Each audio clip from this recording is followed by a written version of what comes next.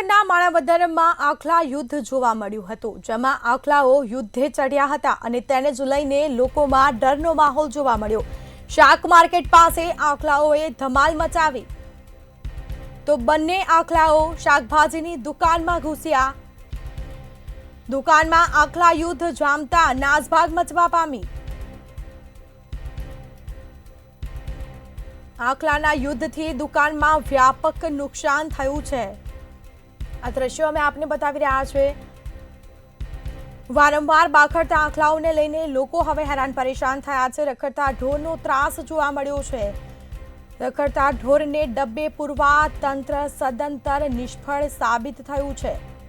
તો તંત્ર દ્વારા ઢોર પકડવાની કોઈ કામગીરી કરવામાં આવતી નથી અને તેનો ભોગ લોકો બને છે। લોકોમાં એક ડરનો માહોલ જોવા મળ્યો હતો, જેમાં આખલા યુદ્ધ જોવા મળ્યું હતું। બે આખલાઓ છે તે બાકડ્યા હતા અને સીધી શાકભાજીની જે દુકાન છે તેમાં બંને આખલાઓ ઘૂસ્યા। મોટા પાયે નુકસાન થયું છે। શાકભાજીનો જે સામાન હતો તે વેરવિખેર થયો છે। આખલા યુદ્ધથી દુકાનમાં વ્યાપક નુકસાન થયું। સમગ્ર જે ઘટના બની છે તેના આ દ્રશ્યો અમે આપને બતાવી રહ્યા છે। વારંવાર બાખડતા આખલાઓનો ત્રાસ જોવા મળ્યો છે। લોકો હેરાન પરેશાન થયા છે, પરંતુ તંત્ર દ્વારા કોઈ ઢોર પકડવાની કામગીરી કરવામાં આવતી નથી। તો ઢોર પકડવાની કામગીરી ફક્ત કાગળ ઉપર જોવા મળી છે। આસપાસના જે લોકો છે તેઓમાં પણ એક ડરનો માહોલ જોવા મળ્યો હતો। હાલ કોઈ જાનહાનિના સમાચાર આવ્યા નથી, પરંતુ શાકભાજીની દુકાનમાં આખલા બાખડતા ઘૂસ્યા અને તેના જ કારણે નુકસાન થવા પામ્યું છે। શાકભાજીનો જે સામાન હતો તે સામાન છે તે વેરવિખેર થયો છે।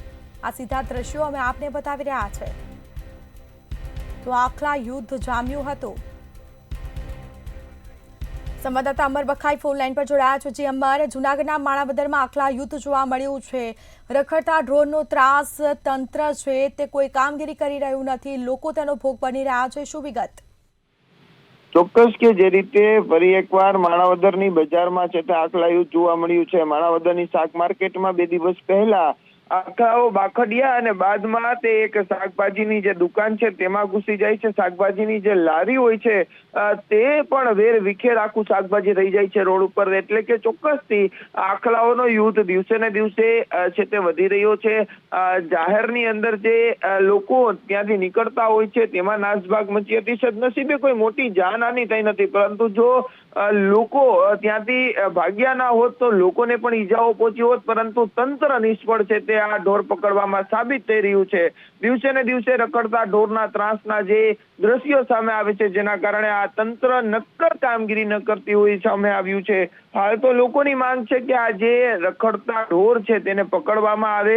જો આગામી દિવસોમાં મોટી જાનહાની કે કોઈના મોત થાય તો પછી જવાબદાર કોણ? ત્યારે હાલ તો આ માણાવદરની શાક માર્કેટના જે દ્રશ્યો આવ્યા છે, જેને લઈને હવે તંત્ર ક્યારે કામ કરે છે એક મહત્વનું છે। જી બેગોથી અમારો આભાર આપનો।